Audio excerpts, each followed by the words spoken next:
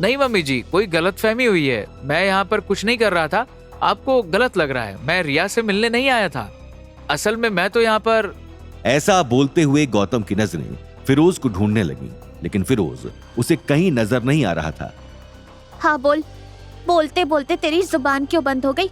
अब अपने कौन से रिश्तेदार को यहाँ ढूंढ रहा है जिसके बलबूते तू मुझे अपनी सफाई पेश करेगा? अब याद रख, तेरी तो खैर नहीं, तेरा हमारे खानदान से पत्ता कट गया। फिरोज गौतम को कहीं दिखाई नहीं दे रहा था और गीता, सौरभ और नील ने गौतम को ऐसी हालत में रिया के साथ देख लिया था जब रिया ने उसका हाथ पकड़ा हुआ था। नहीं मम्मी जी, आप गलत समझ रही हैं। ऐसा कुछ नहीं है। मैं फिरोज मलिक के कहने पर इस पार्टी में आया हूँ। अच्छा, तो यहाँ पर फिरोज मलिक के कहने पर आया है? क्यों, ऐसा क्या काम पड़ गया उसे तुझसे जो वो पार्टी में मिलकर ही कर सकता था? जब गीता ने फिरोज मलिक का नाम लिया तो उसे एहसास हुआ कि उसने फिरोज का नाम लेकर बहुत बड़ी गलती कर दी है। गौतम मन ही मन बोला, ओहो, ये मैंने क्या कर दिया? फिरोज का नाम क्यों ले लिया? अगर फिरोज ने जाकर इन्हें सब कुछ बता दिया, या फिर यहाँ के किसी भी इंसान ने अगर मम्मी जी और बाकियों को मेरी सच्चाई बता दी कि मैं यहाँ पर 4 करोड़ की इन्वेस्टमेंट के लिए आया हूँ और यहाँ पर चीफ गेस्ट हूँ, तो अवनी कैसे रिएक्ट करेगी? फिर तो सच में अवनी और मेरा रिश्ता खत्म हो जाएगा। अरे यार, मैं कहाँ फंस गया हूँ। गौतम को इस तरह ख्यालों में डूबा हुआ देखकर गीता चिल्लाई, हाँ, अब तो तू मुंह बनाकर खड़ा होगा ही। कोई नया पैतरा सोच रहा होगा कि कैसे बुढ़िया को टरकाना है। लेकिन मेरी बात कान खोलकर सुन ले गौतम, मैं तेरे जैसे बदकिरदार आदमी के साथ अपनी बेटी का रिश्ता नहीं जोड़ने दे सकती। जल्दी घर चल, मैं तलाक के पेपर तैयार करवाती हूँ और तुझे और अवनी को जल्द से जल्द अलग करती हूँ। तेरे चक्कर में रही तो मेरी बेटी तो बदनाम होकर रह जाएगी। न काम का न काज का, दुश्मन अनाज का, पागल आदमी।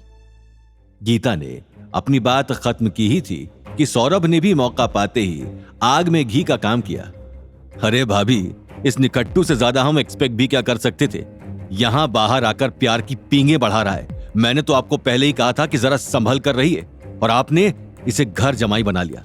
अरे इसे अच्छे से चूल्हा चौका देना था ना। इतनी आवारागर्दी करने के लिए खुला छोड़ा ही क्यों? सौरभ की बात पर गीता ने रोते हुए कहा, आवारागर्दी करने के लिए मैंने छोड़ा? अरे पूरा दिन तो इसे घर के कामों में लगाए रखा।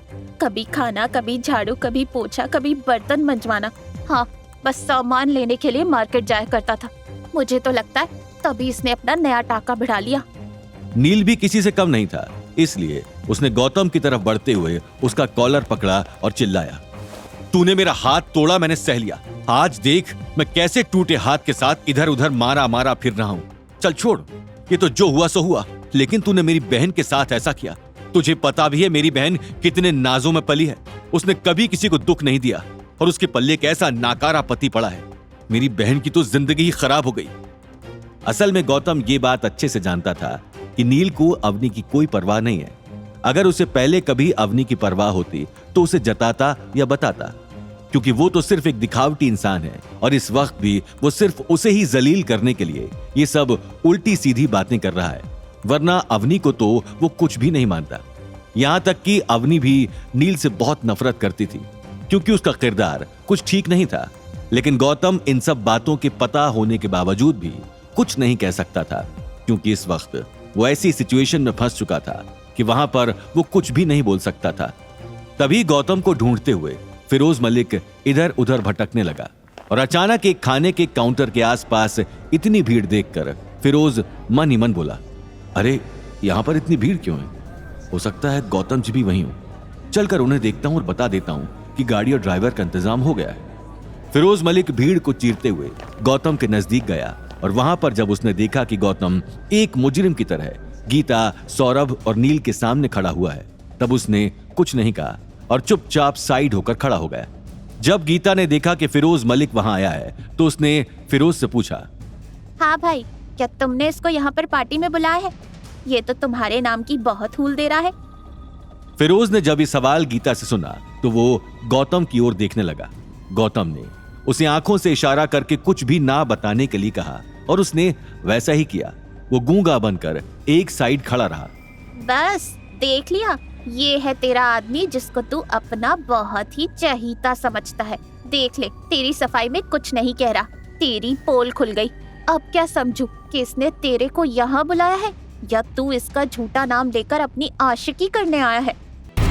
आगे की कहानी जानने के लिए देखिए अगला एपिसोड सिर्फ पॉकेट एफएम के यूट्यूब चैनल पर और रॉयल वारिस के सारे एपिसोड्स को सुनने के लिए डिस्क्रिप्शन में दी लिंक से डाउनलोड करें पॉकेट एफएम ऐप।